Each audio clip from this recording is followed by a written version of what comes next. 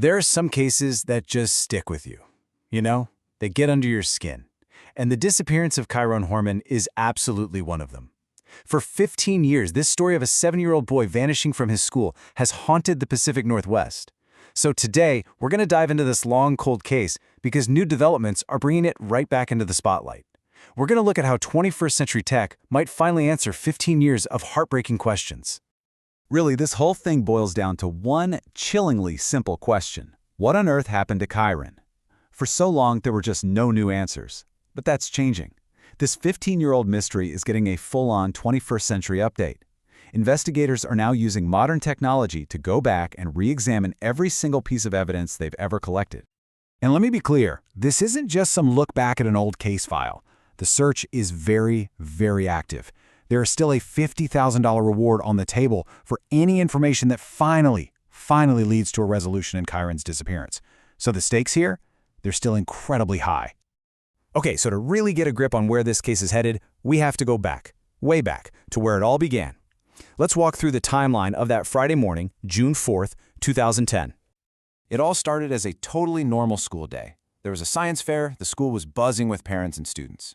At 8:45 in the morning, Kyron's stepmother, Terry Horman, says she last saw him walking down the hall toward his classroom. But here's the terrifying part. The alarm wasn't raised for hours. It wasn't until 3:30 that afternoon, when the school bus dropped off the other kids and Kyron wasn't on it, that anyone realized something was wrong. 26 minutes later, the 911 call was finally made. By 8:30 that night, the FBI was on the scene. A typical day just spiraled into an absolute nightmare. So, who was this little boy at the center of it all? Kyron was 7 years old, he had brown hair, blue eyes, and a very distinctive V-shaped birthmark on his forehead. The last time anyone saw him, he was wearing a black CSI t-shirt, a detail that, looking back, is just heartbreakingly ironic. He also had on black cargo pants and Skechers with a bit of orange trim. He might have been wearing his glasses, too. These are the details that have been seared into the public's memory for a decade and a half. The response to his disappearance was, well, it was massive and immediate. What started as a basic check of the school and the woods nearby just exploded. It quickly became the largest single search effort in the entire history of Oregon. We're talking local police, state troopers, federal agents, everybody. But despite this huge mobilization, they found absolutely nothing. You know, a case like this, it doesn't just devastate a family. It ripples out, and it leaves this deep, lasting scar on an entire community. The official investigation is one thing, but the emotional fallout, that's a whole other story. In those first awful days and weeks after Kyron vanished, something really beautiful and just heartbreaking started to appear outside his school. People in the community felt so helpless, they just wanted to do something. So they created what became known as the Wall of Hope. It was just a simple chain-link fence, but it became completely covered in balloons, handwritten notes, and teddy bears. It was this public symbol of a community's grief and its absolute refusal to give up. And that's why, years later, when a new property owner took down part of that wall, it hit so hard.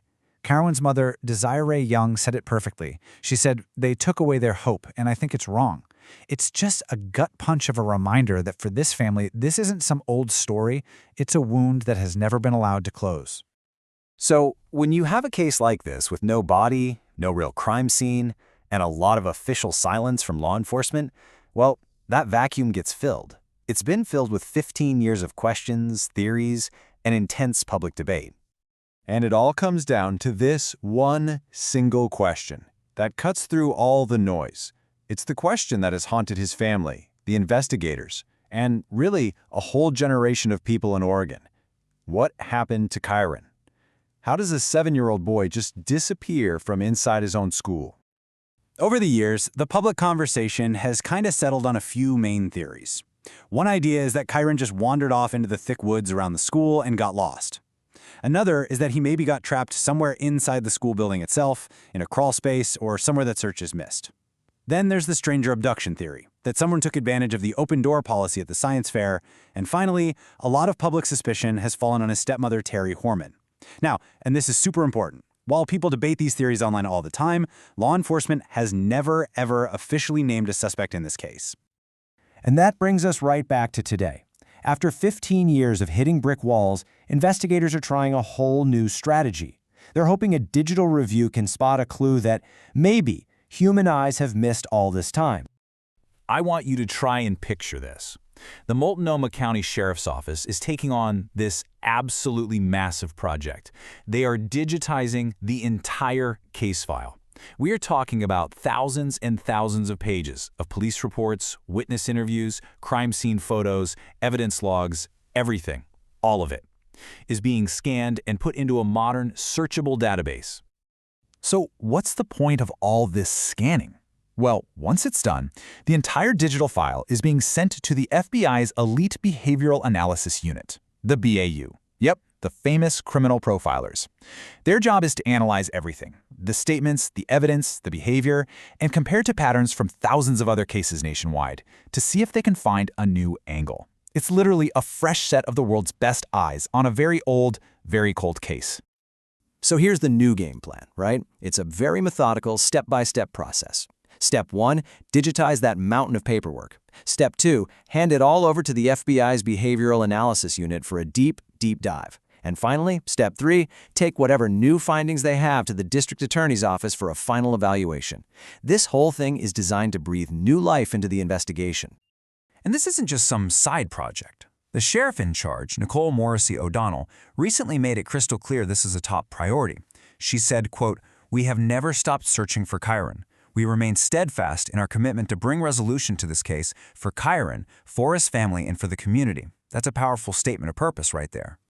And public help is still absolutely critical. Even after all this time, the sheriff's office gets hundreds of tips every single year, and they review every one.